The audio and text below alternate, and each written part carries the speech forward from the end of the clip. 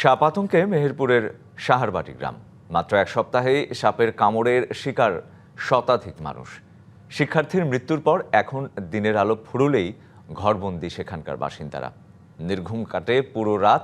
এই সুযোগে গ্রাম্য ওঝারা সাপ ধরা ও চিকিৎসার নামে হাতিয়ে নিচ্ছে অর্থ। তবে চিকিৎসকরা বলছেন, সাপে কামড়ালে দ্রুত নিতে হবে হাসপাতালে। মেয়েকে নিয়ে স্বপ্ন বুনেছিলেন বড় হয়ে চিকিৎসক হবে। সেই স্বপ্ন থেমে আছে ছবির ফ্রেমে। গেল 12 জুলাই রাতে ঘুমের মধ্যেই সাপের কামড়ে আক্রান্ত হয় জুই। ওঝার কাছে দৌড়ঝাঁপ করে কেটে যায় 5 ঘন্টা। পরে অ্যান্টিভেনাম প্রয়োগ করেও আর বাঁচানো যায়নি জুইকে। সে চিকিৎসা দিল না, সে ছেড়ে দিতে পারত, অন্য জায়গায় নিয়ে যেতাম আমি। আমার মতন সন্তান হারা কোনো মা যেন না হয়। ডাক্তার হয়েছে উঠে আসলো, এসে রক্ত পরীক্ষা করলো। রক্ত পরীক্ষা করে বললো যে বিষ নাই। দেখো হয়েছে বিষ না থাকলে আমরা কি করে চিকিৎসা দেবো।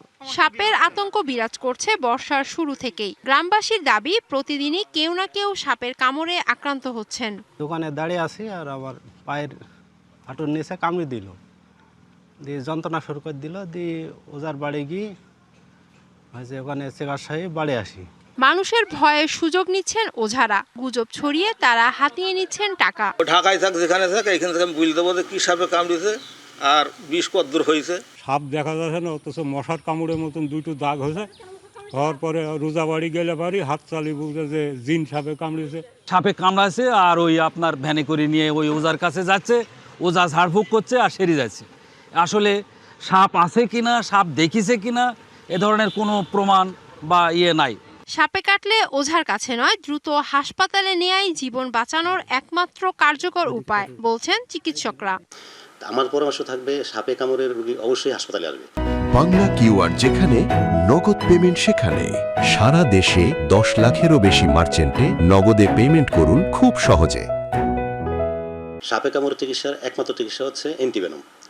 সে হাসপাতালে আসবে, ডাক্তাররা দেখবে, তাকে ডাক্তার অবজারভেশনে অ্যান্টিভেনম ওষুধ দেওয়া হবে। আমরা সাধারণত সাপে কামড়ে রোগী আসলে আমরা প্রথমে দেখি যে পায়ে কোনো ফ্র্যাঙ্ক মার্ক আছে কিনা, অর্থাৎ বিষাক্ত সাপে কামড়ালে যে 2টা দাঁতের চিহ্ন থাকে, এটা আমরা দেখার চেষ্টা করি।